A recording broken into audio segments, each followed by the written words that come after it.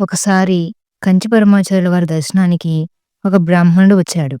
స్వామివారిచ్చే తీర్థం తీసుకుని, అదే తీర్థం తనతో తెచ్చుకున్న చిన్న పాత్రలో కూడా కొద్దిగా ఇవ్వమని స్వామివారిని అభ్యర్థించాడు. స్వామివారు దేనికి అని అడిగారు. తన భార్యకు ఆరోగ్యం బాగాలేదని, తీర్థం ఇస్తే నయమవుతుందని విన్నవించాడు ఆ బ్రాహ్మణుడు. స్వామివారు తీర్థం ఇవ్వడానికి నిరాకరించారు. నీవు గాయత్రి మంత్ర జపం చేస్తావా అని అడిగారు. ఆ బ్రాహ్మణుడు నిత్యము చేస్తాను అన్నాడు. అయితే జపానంతరము నీవే ఆ తీర్థం ఇవ్వచ్చు కదా అన్నారు స్వామివారు. మీరిచ్చే తీర్థం నేనిచ్చే తీర్థం ఒకటవుతాయా స్వామి అన్నాడు ఆ బ్రాహ్మణుడు. ఎందుకు కాదు, నువ్విచ్చినా నేనిచ్చినా గాయత్రి మంత్ర జపతీర్థమే కదా, నువ్వే ఇచ్చి చూడు అని పంపారు ఆ బ్రాహ్మణుణ్ణి. ఒక వారం తర్వాత ఆ బ్రాహ్మణుడు స్వస్థత చేకూరిన తన భార్యను తీసుకుని స్వామివారి దర్శనానికి వచ్చాడు.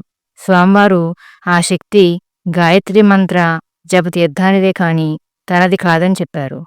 గాయత్రి మంత్ర జప విశిష్టత అది.